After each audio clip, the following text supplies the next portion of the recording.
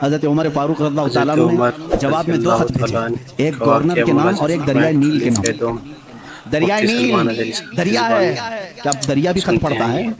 صلح حدیبیہ کے موقع پر حضور صلی اللہ علیہ وسلم نے صرف اتنا فرما دیا تھا، 1400 صحابہ مکہ کے لیے نکلے حضور کے ساتھ عمرہ کرنے کے لیے۔ سنو، عمرہ کرنے کے لیے نکلے، احرام پہن کر کے نکلے، لیکن مکہ کے کافروں نے بیچ راستے میں روک لیا، کہا تم عمرہ نہیں جا سکتے، نہیں جاؤ گے۔ حضور صلی اللہ علیہ وسلم کو ان لوگوں نے بیچ راستے میں روک لیا۔ 35 کلومیٹر مکہ باقی ہے، سوچو 450 کلومیٹر کا فاصلہ ہے مکہ مدینہ۔ مدینے سے جو چل کر کے صحابہ آئے ہوں، تقریباً 400 کلومیٹر چلے ہوں، اور ان کو قریب مکہ کے آ کر کے کہہ دیا جائے اب تم نہیں جا سکتے، عمرہ نہیں کر سکتے، ان کی حالت کیا ہونی چاہیے؟ صحابہ جوش میں تھے، کہا یا رسول اللہ صلی اللہ علیہ وسلم اجازت دیں ہم ان کے پرخچے اڑا جائیں۔ بدر بھی ہو چکی تھی، احد بھی ہو چکی تھی، خندق بھی ہو چکی تھی، ساری جنگوں میں صحابہ نے اپنے جوہر دکھا بھی چکے تھے۔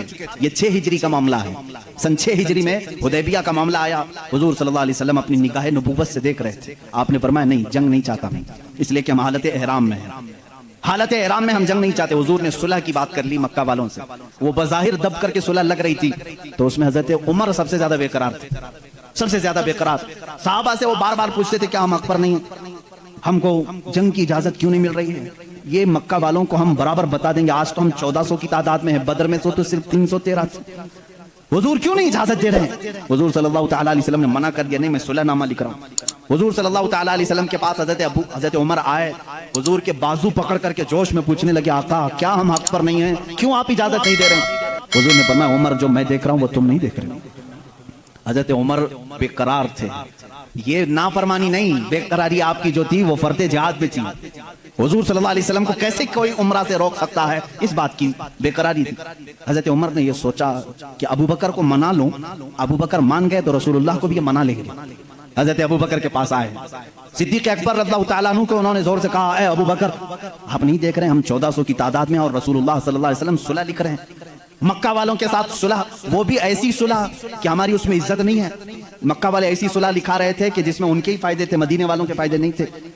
حضرت عمر بار بار کہہ رہے تھے، حضرت ابو بکر صدیق کو جلال آیا، ان کے ہاتھ جھٹک دیے۔ حضرت ابو بکر صدیق نے کہا الزم غرضک یا عمر، اے عمر اپنا ہوش سنبھال، تو کس کے فیصلے پر بات کر رہا ہے؟ وہ محمد رسول اللہ صلی اللہ تعالیٰ علیہ وسلم، اللہ کے رسول صلی اللہ علیہ وسلم، جنگ کہیں تو جنگ ہے، صلح کہیں تو صلح ہے۔ میرا ایمان ہے کہ رسول جو کرتے ہیں وہ اپنی طبیعت سے نہیں، وہ وحی الہی سے کرتے ہیں۔ حضرت عمر نے کہا اس دن مجھے احساس ہوا کہ ایمان کیا ہے، رسول اللہ کی ہر بات کو منعن تسلیم کرنا، یہ صدیق اکبر سے سیکھو۔ اس صلح کو حضرت عمر نے تسلیم کیا، یہ صدیق اکبر رضی اللہ تعالیٰ عنہ کی ذات طیبہ تھی۔ میرے عزیزو اگر انہی پر پوری بات ختم ہو جائے گی، میرا وقت نکل جائے گا۔ سیدنا ابو بکر صدیق رضی اللہ تعالیٰ عنہ تقریباً 2 سال اور چند ماہ آپ نے خلافت کے امور کو سنبھالا، اور آپ کی عمر مبارکہ 60 سال سے تجاوز کر چکی تھی، 63 سال کے قریب آپ کی بھی عمر مبارکہ تھی۔ ٹھنڈیوں کی وجہ سے آپ غسل فرمائے اور اسی میں بیمار ہوئے۔ جمادی الاخر کا مہینہ تھا، جمادی الاخر کی 18 تاریخ تھی جب سیدنا ابو بکر صدیق رضی اللہ تعالیٰ عنہ اپنے چند صحابہ کو جمع کیا اور کیا وصیت کی جانتے ہیں کہ یہ میرا آخری وقت ہے، میں خلافت کو 6 صحابہ کے حوالے کر کے جا رہا ہوں جو عشرہ مبشرہ میں سے تھے۔ حضرت عثمان تھے، حضرت علی تھے، حضرت عمر تھے، حضرت طلحہ تھے، حضرت عبد الرحمن بن عوف تھے، یہ صحابہ سعد رضی اللہ تعالیٰ عنہ تھے، یہ صحابہ کے حوالے کر کے جاتے ہیں، یہ آپس میں جس کو خلیفہ بنائے اے مسلمانوں تم اس کو خلیفہ مان لینا۔ دیکھیں خلافت کے معاملات کیسے چل رہے ہیں، وہ میں آج آپ کو ڈیٹیل میں لے جا رہا ہوں۔ یہ 18 جمادی الاخر کی تاریخ تھی جب حضرت ابو بکر صدیق رضی اللہ تعالیٰ عنہ اپنے گھر والوں کے ساتھ بیٹھے، آخری وصیت یہ کرتے ہیں میرا انتقال ہو جائے، مجھے غسل دیا جائے، کفن دیا جائے، تو دفن کرنے سے پہلے میرے جنازے کو رسول کریم صلی اللہ علیہ وسلم کے حجرے کے سامنے لا کر رکھنا۔ حضور صلی اللہ علیہ وسلم کا مزار اقدس کہاں تھا؟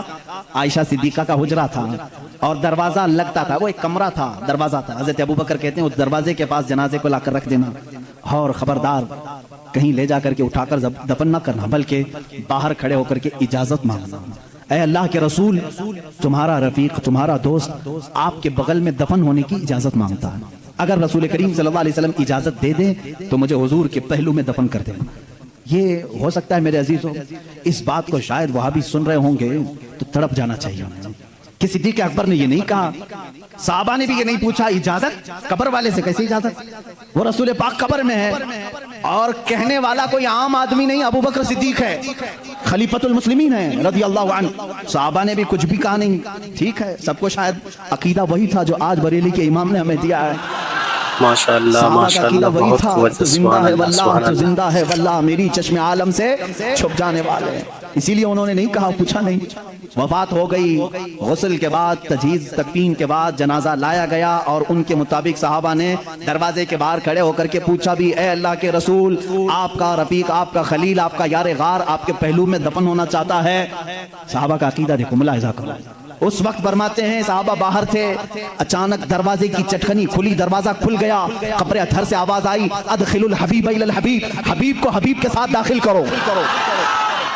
عزیزان گرامی، رسول کریم صلی اللہ تعالیٰ علیہ وسلم کی اس آواز کو کون نہیں پہچانتا تھا؟ صدیق اکبر اللہ تعالیٰ عنہ کو اجازت کے بعد دفن کیا گیا ہے۔ حضور اکرم صلی اللہ تعالیٰ علیہ وسلم کے پہلو میں وہ آرام فرمائے ہیں۔ صدیق اکبر کی کیا ذات ہے میرے عزیزو، دنیا میں تھے تو رسول کے ساتھ رہے، قبر میں ہیں تو رسول کے ساتھ ہیں۔ میرے آقا نے فرمایا، قیامت کی سور پھونکنے کے بعد دنیا کی سرزمین سے سب سے پہلے اٹھنے والا میں ہوں گا، دوسرے نمبر پر ابو بکر صدیق ہوں گے، تیسرے حضرت عمر ہوں گے۔ حضور خود فرماتے ہیں، اے لوگوں تمہیں معلوم ہے محشر کے میدان میں کس طرح سے آؤں گا؟ میرے آقا فرماتے ہیں، میں اپنی قبر سے اٹھوں گا، ابو بکر و عمر اٹھیں گے، میں دونوں کے ہاتھوں پر دونوں کے کندھوں پر اپنا ہاتھ رکھ کر کے میدان محشر میں آؤں گا۔ اللہ اللہ، وہ جلوہ کیسے ہوگا جب ایک وزیر اس طرف ہو، دوسرا وزیر اس طرف ہو، بادشاہ حکمت بیچ میں ہو۔ وہ قیامت کے دن ہے۔ اسی لیے میرے عزیزو، رسول کریم صلی اللہ تعالیٰ علیہ وسلم کی بادشاہت آج بھی ہے یا نہیں؟ بادشاہ کس کو تسلیم کرتے ہو؟ بادشاہ کس کو مانتے ہو؟ رسول کریم صلی اللہ علیہ وسلم کو۔ ایک محقق نے بڑے اچھے انداز میں مجھ سے ایک بات کہی تھی کہ دنیا کا نظام ہے کہ جب بادشاہ کرسی پہ ہوتا ہے تو وزیر اس کے پہلو میں ہوتے ہیں۔ وزیر ادھر ہے، ادھر کوئی وزیر بیٹھا ہے، بادشاہ جب اٹھ کے چلا گیا تو وزیر بھی چلے جاتے ہیں، وزیروں کی کرسیاں بھی خالی ہوتی۔ بادشاہ جب تک بیٹھا ہے وزیر بھی بیٹھے ہوئے ہیں، جب تک بادشاہ کرسی پر ہے وزیر بھی ہیں۔ وزیروں کا اگل بغل ہونا بھی اس بات کی علامت ہے کہ نظام سلطنت چل رہا ہے، نظام سلطنت چل رہا ہے۔ اے لوگو، تم کس خام خیالی میں ہو؟ کیوں کسی کی جے وجے پکارتے ہو؟ کیوں کسی کو بادشاہ تسلیم کرتے ہو؟ اللہ کے حبیب محمد رسول اللہ صلی اللہ علیہ وسلم دنیا میں جب تھے تب وہ شاہ تھے، وہ بادشاہ تھے۔ اپنی قبر اطہر میں جب گئے تو ایک پہلو میں صدیق اکبر لیٹے ہیں اور آگے کے پہلو میں عمر فاروق لیٹے ہیں۔ یہ اس بات کی علامت ہے وزیر اب بھی اگل بغل ہیں اور بادشاہ اپنی کرسی بادشاہت پر قائم ہے۔ وہ زندہ ہے واللہ، تو زندہ ہے واللہ میری چشم عالم سے چھپ جانے والے۔ جب تک یہ قبروں کا منظر قائم رہے گا سمجھنا رسول اللہ کی بادشاہت قائم رہے گی۔ آئی نئی حکومت، سکہ نیا چلے گا، عالم میں رنگ بدلا، صبح شب ولادت بجھ گئی جس کے آگے سبھی مشعلیں، شمع وہ لے کر آیا ہمارا نبی۔ میرے عزیزو، اس نبی کا دور ختم نہیں ہوا، اس نبی کا دور اب بھی باقی ہے، اس نبی کا دور اب بھی باقی ہے۔ رسول کریم صلی اللہ علیہ وسلم کے جانثار صحابہ، صدیق اکبر اللہ تعالیٰ عنہ کی وفات کے بعد جو صحابہ موجود تھے انہوں نے مشورے سے، جو 6 صحابہ تھے، مشورے سے بالاتفاق سیدنا عمر ابن خطاب رضی اللہ تعالیٰ عنہ کے ہاتھ میں بیعت کر لی۔ یہ جمادی الاخر کا مہینہ تھا، 13ویں ہجری تھی۔ یہاں سے حضرت عمر فاروق نے نظام خلافت کو سنبھالا۔ آپ کا دور اتنا سنہرا ہے، اتنا سنہرا ہے، وہ عمر جس کے آداب پہ شیدا سقر، عز و شان عدالت پہ لاکھوں سلام۔ عزیزان گرامی، اس عمر کی ہم بات کرنے چلے ہیں جس کے متعلق میرے نبی نے خود فرمایا، جس راستے سے عمر چلتے ہیں شیطان اس راستے پہ نہیں آتا ہے۔ جہاں تک عمر کی خوشبو جاتی ہے شیطان اس سے دور بھاگتا ہے۔ لو کان بعدی نبی لکان عمر بن خطاب، حضور صلی اللہ علیہ وسلم فرماتے ہیں اگر میرے بعد کوئی نبی ہو سکتا تو عمر ابن خطاب ہوتے، لیکن میں خاتم النبیین ہوں، میرے بعد کوئی نبی نہیں آ سکتا۔ اس لیے کہ عمر فاروق رضی اللہ تعالیٰ عنہ کی زبان پاک ایسے مشورے ہوتے تھے، کئی مرتبہ کا معاملہ ایسا ہے لوگ الگ الگ مشورے دیتے، حضرت عمر جو مشورہ دیتے تھے اسی کے مطابق قرآن کی آیت آ جاتی تھی۔ الموافق رأیہ للوحی والکتاب، آپ کا لقب دیا گیا۔ پردے کے معاملات جو آئے عورتوں پر یہ حضرت عمر کے مشورے سے آئے، اذان دینے کے جو الفاظ ہیں یہ حضرت عمر کے مشورے سے ہیں۔ یہ تمام معاملات میں حضرت عمر نے خود مشورہ دیا تھا اور اللہ نے حکم بھی ویسے ہی نازل فرمایا۔ اور حدیث میں یہ ملتا ہے کہ عمر کی زبان پر اللہ کے کلمے ہوتے ہیں۔ اللہ رب العزت کی جو صداقت ہے، جو حقانیت ہے، وہ حضرت عمر فاروق کی زبان پر قائم ہوتی۔ سیدنا عمر فاروق رضی اللہ تعالیٰ عنہ نے 10 سال خلافت کے اس نظام کو سنبھالا۔ کتنے؟ 10 سال۔ لیکن آپ کا نظام ایسا تھا، آج پوری دنیا میں لاکھوں عمر ہوں گے لیکن صرف اگر آپ عمر کہو گے تو ذہن پہلے عمر ابن خطاب کی طرف جائے گا۔ لاکھوں عمر آئے گئے اس کے بعد، لیکن صرف اگر عمر کہو گے یا عمر فاروق کہو گے کسی کا ذہن دوسرے عمر کی طرف نہیں جاتا، اسی رسول کی عمر کی طرف جاتا ہے۔ اپنے تو اپنے غیروں نے بھی مثال تھی، غیروں نے بھی مثال تھی ہندوستان کی۔ یہاں پر گاندھی جی کو آپ کون نہیں جانتا؟ نہیں جانو گے تو وٹامن یم بھی نہیں رکھ سکتے۔ گاندھی جی نے خود اپنے تحریر میں لکھا ہے، موجود ہے یہ بات، मोहन दास करमचंद गांधी की बात कर रहा हूं कि मेरे पास हमारे पुराने लोगों की तारीख पेश करने के लिए कोई चीज नहीं है, क्योंकि जिन भगवानों का तज़किरा आज किया जाता है, गांधी जी ने कहा मुझे मालूम नहीं वो हकीकत में थे भी कि नहीं थे। ये मैं दूसरों की बात नहीं कर रहा हूं, इसीलिए तो गांधी जी को आरएसएस वाले नहीं मानते। हाँ, साफ बात मैं बता रहा हूं। उन्होंने लिखा है कि मुझे मालूम नहीं कि हमारे मजहब की जो शख्सियत हैं वो हकीकत में थी भी कि नहीं थी, लेकिन हिंदुस्तान की पार्लियामेंट अब कायम होगी तो जो भी संभालेगा मैं उसको दो नाम दे सकता हूं कि उनकी तरह संभालो, एक अबू बकर दूसरे उमर का। कहा कि ये दो नाम खाली ख्याली नहीं है, फील्ड पर थे और करके दिखाया। गांधी जी पढ़े लिखे आदमी थे और हिस्ट्री के वो शौकीन भी रहे, जिसकी वजह से तारीख में इस तरह की दिलचस्पी थी। इन शख्सियत का हवाला क्यों दिया, कुछ लोगों ने पूछा भी। कहा कि निज़ाम खिलाफत, निज़ाम हुकूमत संभालने का मतलब ये नहीं है कि कुर्सी पर बैठे और किसी किले की फसील पर चढ़ करके सिर्फ चिल्लाए। ये निज़ाम हुकूमत संभालने का मतलब नहीं है। निज़ाम हुकूमत संभालना अगर चाहते हो, तुम्हें अगर कुर्सी पर बिठाया गया है तो दूसरी सबसे बड़ी तुम्हारी जिम्मेदारी क्या होती है, वो ये दो खलीफा की जिंदगी में देखो। हज़रत उमर कहते हैं मैं ढूंढ करके गरीबों की मदद करना चाहता था, जो बेकस है, जो मजबूर है। मुझे मदीने में एक बूढ़ी ऐसी मिली जिसका कोई नहीं था, वो गरीब भी थी, लाचार थी। हज़रत उमर कहते हैं मैंने सोचा इस बूढ़ी की खिदमत करूंगा इसके घर में जा करके, लेकिन किसी को पता ना चले। हज़रत उमर कहते हैं मैं सुबह जब गया उसके घर पर, उसके घर का कचरा पूरा साफ था, बर्तन धोए हुए थे, उसका बिस्तर झाड़ा हुआ, लेकिन वो औरत अपने बिस्तर से उठने के भी काबिल नहीं थी, बूढ़ी औरत थी। हज़रत उमर कहते हैं दूसरे दिन मैं गया, फिर साफ सुथरा था, ये बूढ़ी औरत कैसे काम कर जाती है अपने घर के। तीसरे दिन वो कहते हैं मैं फजर की नमाज से पहले छुप कर देखना चाहता था यह औरत अपने हाथों से कैसे घर की सफाई करती, लेकिन वो कहते हैं मैं चौंक गया।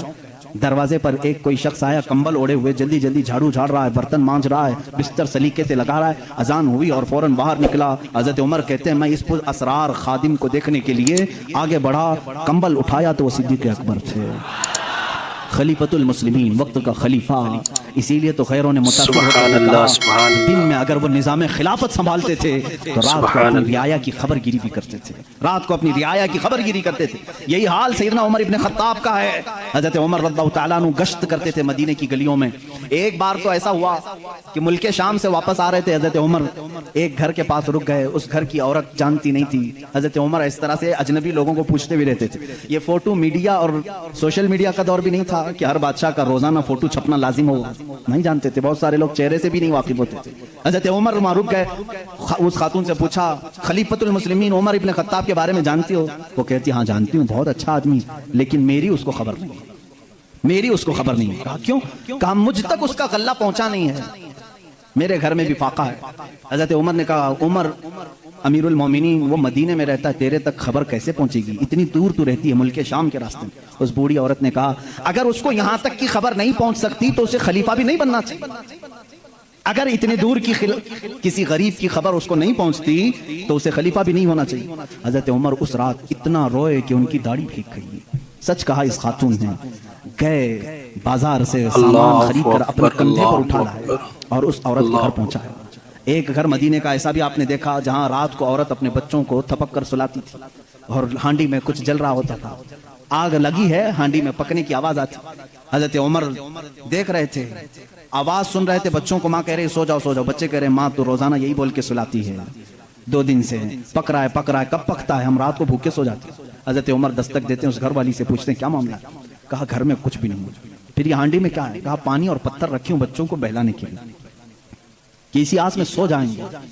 हज़रत उमर रज़ियल्लाहु ताला अन्हु फरमाते हैं मुझे इसकी खबर नहीं हुई। बैतुल माल में गए, पूरा थैला उठाया आटम का, अनाज का, अपने कंधे पर लेकर निकले। उनके गुलाम ने कहा ये हमें दे दें, हम लेकर चलते हैं। सख्ती से कहा क़यामत के दिन क्या तू मेरे अमाल का बोझ उठा पाएगा? मुझे उठाने दे। लेकर क्या है, नकाब बांधे हुए थे अपने चेहरे पर।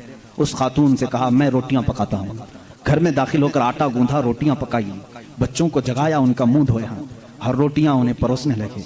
वो खातून की आंखों में आंसू आ गए। कहा तुझ जैसा फरिश्ता अल्लाह ने उतारा है, मेरे घर कई दिनों के बाद ग़िज़ा आई है। उस खातून से हज़रत उमर ने पूछा उमर के बारे में तुम्हारा क्या ख्याल है? उमर के बारे में तुम्हारा क्या ख्याल है? वो कहती है बहुत नेक है, खलीफा रसूल है, लेकिन क्या करूं, मुझ जैसी गरीब की फरियाद शायद उस तक नहीं पहुंची। अगर मेरे बच्चे भूखे मर गए तो मैं क़यामत के दिन ये शिकायत जरूर करूंगी। حضرت عمر ہچکیاں لگ گئیں، زور سے ہچکیاں آ گئیں حضرت عمر کو۔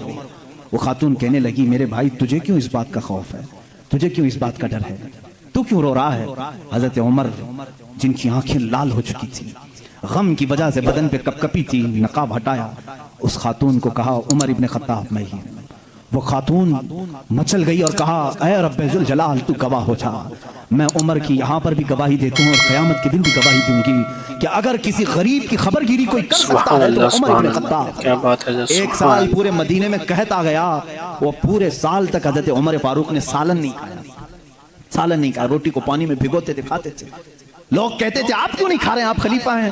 کہتے تھے قحط کا دور ہے، پتہ نہیں کون بھوکا ہے اور کون کھایا ہے، میں اس وقت تک نرم نہیں کھاؤں گا جب تک میری پوری رعایا خوشحال نہ ہو جائے۔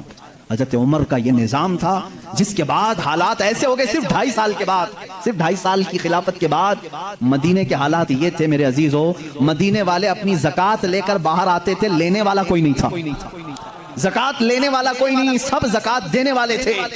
سیدنا عمر ابن خطاب رضی اللہ تعالیٰ عنہ نے اتنا کیپیبل کر دیا تھا، حضرت معاذ بن جبل یمن سے